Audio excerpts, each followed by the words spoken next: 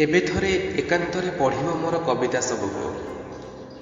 ସଞ୍ଜ ନଇଁଗଲା ପରେ ଅବା ରାତି ଶୋଇଗଲା ପରେ ମୋର କୋମଳ ଶବ୍ଦ ଗୁଡ଼ିକ ସହ କଥା ହେବ କିଛି କ୍ଷଣ।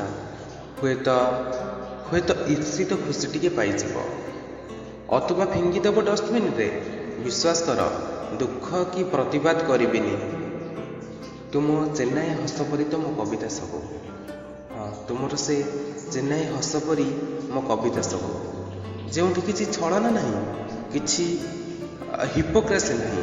ସେ ଫୁଟି ଚାଲେ ଏମିତି ବିନା କିଛି ପାଇବା ଆଶାରେ।